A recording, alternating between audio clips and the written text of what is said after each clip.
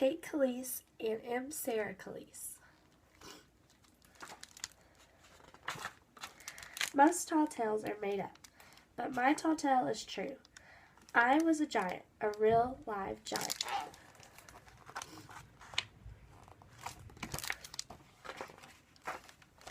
I wasn't born tall. I was a little baby just like any other born in 1872. Mama and Papa named me Ella Kate. When I was still small, Papa went to the bank and borrowed money to buy a farm in a place called Rainbow, Missouri. He built a cabin from trees he cut with his own two hands. We were a little family, just Mama, Papa, and me, but it didn't stay little for long.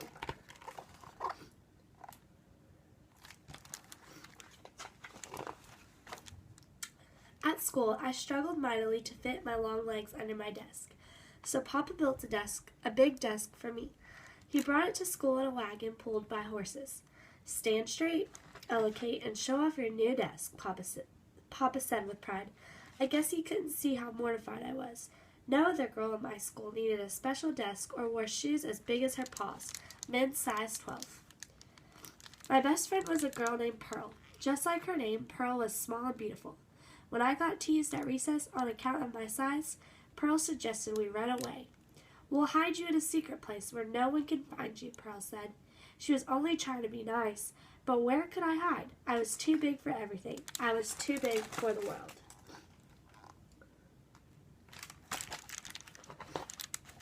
When I was 13, I stood almost 6 feet tall. My classmates chose me to recite the Declaration of Independence at a big 4th of July celebration. I was surprised and honored. People from 3 counties would be there. I practiced for weeks. When it was time, I walked out on stage and began to recite the famous words. But I stopped cold when I heard voices from the crowd. "Would you look at that girl?" cried one man. "She's as tall as a barn. Her hands are as big as skillets," laughed a woman. "I'll tell you what that girl is," yelled a boy. "She's a freak." I ran off the stage in tears.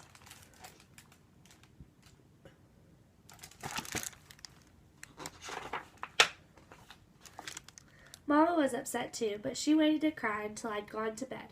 "Don't worry," Papa said. "No one's ever treated Ella Kate that way again. We'll keep her safe inside this house for as long as she lives." From my bed I listened, wishing I could climb inside the big night sky and hide there forever.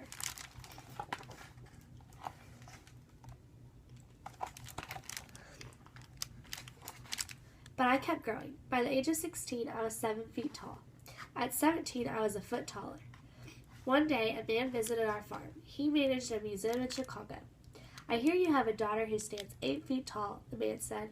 "My customers would pay good money to see that, and I'd gladly pay Miss Ella Kate for her time."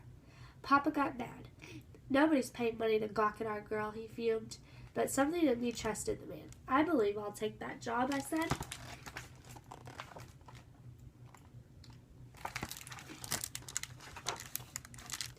And so, when I was 18, my parents and I boarded the train to Chicago. For 1 month, I wore a long dress and a serious expression for 7 hours a day, while people stared at me. I made $1,000, which was a whole lot of money back in 1890. Back then, you could buy 12 pencils and a bottle of ink for $1.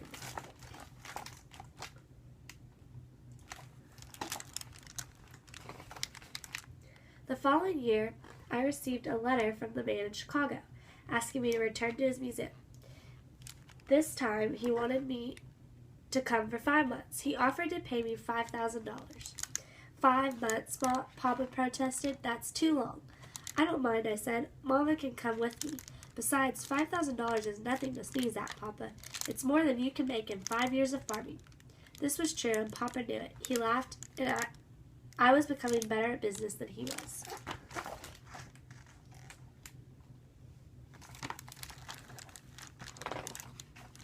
I'd returned to Chicago in 1891, and for the next 6 years I traveled the country. I appeared in museums, exhibitions, traveling circus shows, and even a World's Fair.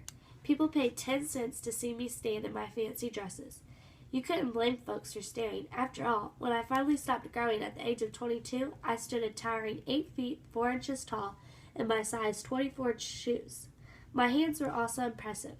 Once I removed a ring from my finger and gave it to a baby to wear as a bracelet. It fit perfectly. Other times I held a $1,000 bill in my hand. Anyone who could reach the money unassisted was welcome to take it. No one ever did.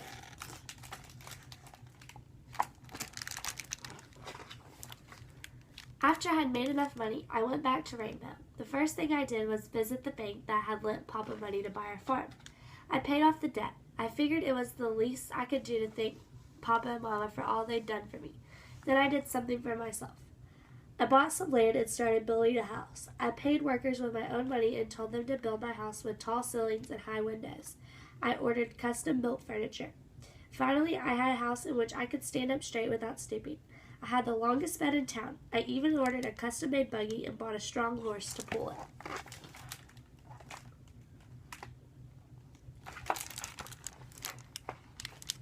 Friends and neighbors liked to visit me at my new house. They always asked to hear about my travels. I told them about the big cities and newfangled automobiles I'd seen. I described the mountains and oceans. I even imitated the tigers and elephants that appeared with me in the circus. Most of my friends had never left home or seen such things. But the more I talked about my travels, the more I missed them.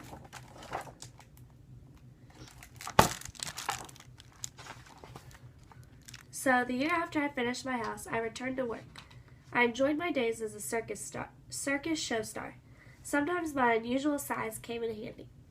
When I was introduced to Mr. Charles Wrigley at a dinner party in 1907, I was able to shake his hand without moving from my place at the end of the table. My friend little Lord Robert thought that was a fine and dandy trick.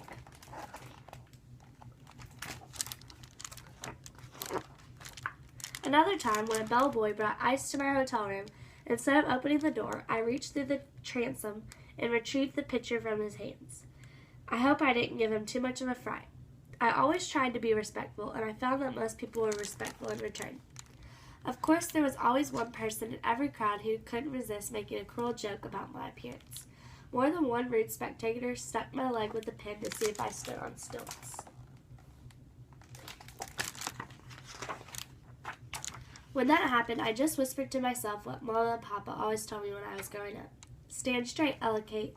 The more I said it, the better I felt, and the more I saw of the world, the more I wanted to see. Because as big as I was, the world was so much bigger, and I intended to see it all.